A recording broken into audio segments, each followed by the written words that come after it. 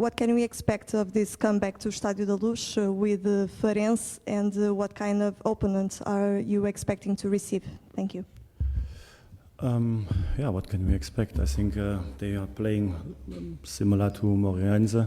They promoted to First League, and they deserve to promote. And now they showed also already this season that it was not coincidence. So they have a lot of quality, different style of playing than last week, but also a team who already made it very difficult for the opponents. They already scored a lot of goals, almost as many as we scored. So that says everything. And of course, it's a team who has self-confidence now. So they started very good in the First League, and so they showed it now on the pitch. And so that's why we have to expect, like always, a team in our stadium who has nothing to lose and to play to have a surprise. And so now our task is like always to play from the first minute a good game, to show also our good shape, and of course to win the 3 points, because that's very important for us always.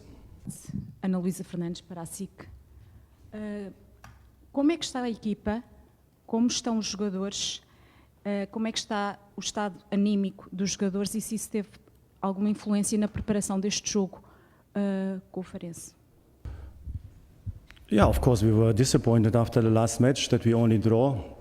I think we played a good match. I think it was possible to win this match, but at the end we were not able to score the decisive goal to get the 3 points. But nevertheless, I think also in this match I saw that our players are doing everything to work on our goals and to get the 3 points, and so that's part of it. But also our task is always to look forward, even if you have these matches that you cannot score and you play 0-0, you have to forget very quick this disappointment, and then you have to be focused again on the next match. So that's our task, and I think we showed it already a lot of times that we are able to do that, and the players are doing well, so they recovered a little bit. Last week was a tough week with 3 matches, and now we have the next chance to get 3 points and to work on our situation in the league, so that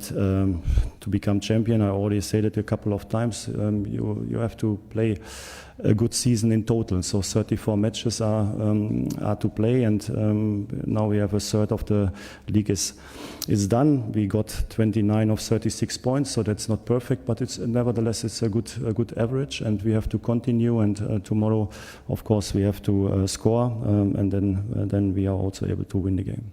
Pasha Schmidt, Rafael Soares, Record. Jurasek and Artur Cabral were expensive players, but they have not yet established themselves.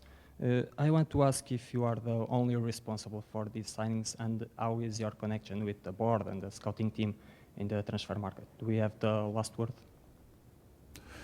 Yeah, the signings are something we are always talking about. So I think, of course, the last decision is always with the club, because players, they sign for a long time. So of course these decisions are always in the responsibility of the clubs. But of course, when I'm a coach of the club, we are always doing these things together, and we try to find out which players are fitting to us, which players are we able to buy.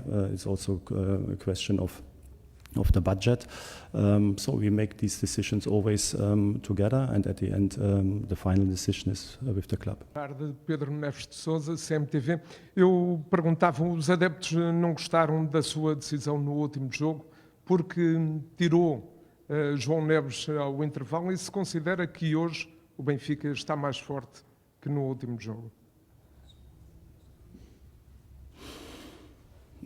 Yeah, you are talking about the fans, so I think some fans maybe. So I think not all the fans have the same opinion. I think, of course, you can always talk about decisions, and at the end you always talk about decisions when you are not winning. So that's normal as a coach, and then you get these kind of questions. But I think it is my responsibility to make during the match decisions, and in my opinion, Florentino and João Neves, they played very intensive matches before. They were a little bit tired. So I think was very good to have fresh energy with Orkun and Chiquinho. So I think they did it well. We had enough opportunities to score the decisive goal. At the end you play 0-0 and then you have to talk about these kind of decisions. But at the end, even also after the match, when the fans are not happy with the team, then I know that it's not the opinion of all the fans. So I think there are a lot of fans who are very happy what the players are doing now for 1.5 years. I think if you see in which condition Benfica was when we started and in which condition Benfica is right now, I think it's a big development. So it was on the players to change that. And in my opinion, they deserve all the appreciation they get from a lot of fans, that there are always some people who are negative and they are always the loudest. That's completely normal in football, but it's not only normal in football, it's also in our society the same. So there are always people who criticize and they use the space if something is going wrong to show up and to be very loud. But I know that most of our Benfica fans of the Benfiquista, they are very happy with our team and we always count on them and they will support us tomorrow evening like they supported us now for 1.5 years. Bruno Valeiro para a Sport TV. Mr. Roger Smith, what do you think that changed from one season for another? The first one was a very good season for you. This one is going to be a little bit more tough with the Champions League and some exhibitions.